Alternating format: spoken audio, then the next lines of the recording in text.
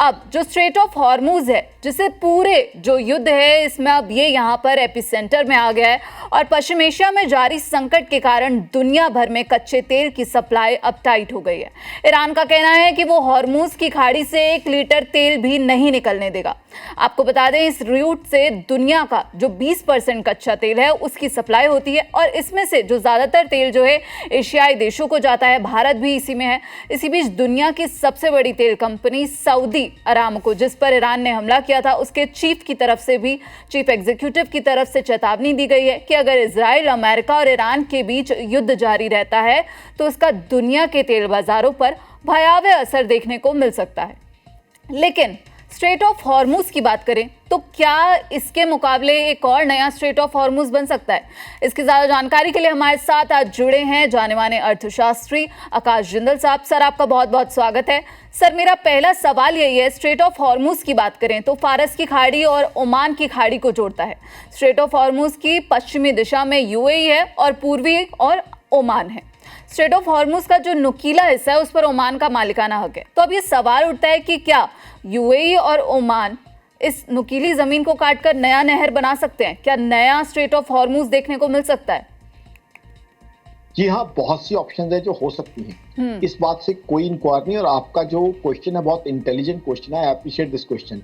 तो नया straight of Hormuz और कई और ऑप्शन हो सकती हैं, लेकिन क्या आज के सर्कमस्टांसेस में जहां बम बरस रहे हैं, मिसाइल्स हैं, ड्रोन्स हैं, क्या ऐसी कंस्ट्रक्शन एक्टिविटी या इस तरह की नई डिगिंग, एक्सट्रावेकेशन या कहीं ना कहीं ये सब चीजें हो सकती हैं? सवाल ये आ जाता है आज के समय में, क्या कोई कंस्ट्रक्शन कंपनी वहां आएगी?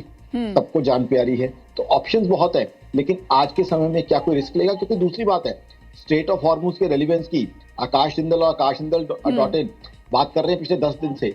अब बात पहली तो यह कि खुला है कि नहीं है, दूसरा अगर खुला भी है तो क्या कोई ऑयल कंपनी रिस्क लेगी वहां से अपना वेसल या शिप निकालने का? क्योंकि कंपनियां सब प्राइवेट हैं।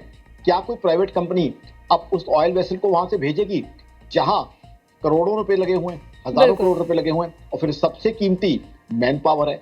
अगर कोई भी वेसल जाता है, बहुत से लोग होते हैं उसमें, तो इंसानी जान तो सबसे ज्यादा प्यारी है, कीमती है।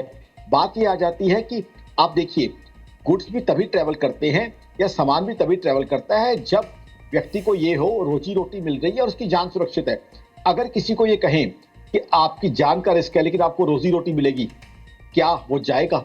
और क्या ये कहना इंसानियत होगी? तो बात आ जाती है कि असुरक्षा के माहौल में अगर वहां खुली भी होगी तो कितने ऑयल वेसल्स वहां से जाना चाहेंगे? इसलिए बहुत जरूरी है कि युद्ध शांत हो।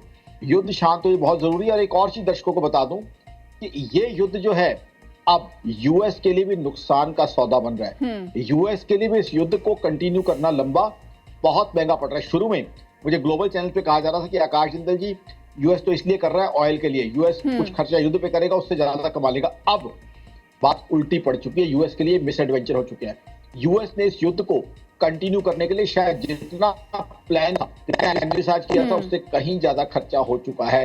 तो इसलिए मेरा ये एक्सपेक्टेशन है कि शायद युद्ध आने वाले 3-4-5 दिन में खत्म हो जाए। हालांकि अगेन ये एक स्पेकुलेशन ही है, बाकी तो वक्त ही बताएगा, कोई भी सर्टेनिटी के साथ नहीं कह सकता। बट इस युद्ध की पेस और इंटेंसिटी ऐसी है कि आज तक किसी वॉर की हमने नहीं देखी। अगर ये युद्ध कंटिन्यू करता है तो आपको बता दूं एक और चीज, आप ऑयल की बात कर रही हैं, उससे आगे बता दूं, दुनिया भर की महंगाई 0.6% बढ़ जाएगी और दुनिया भर की जीडीपी ग्रोथ 2% कम हो जाएगी और पूरी ग्लोबल इकोनॉमी स्लो डाउन नहीं, मंदी यानी रिसेशन में चली जाएगी। ये युद्ध डैमेज होगा शायद 15 दिन, 10 दिन या 20 दिन का, लेकिन इसकी भरपाई 1 साल में जाके होगी।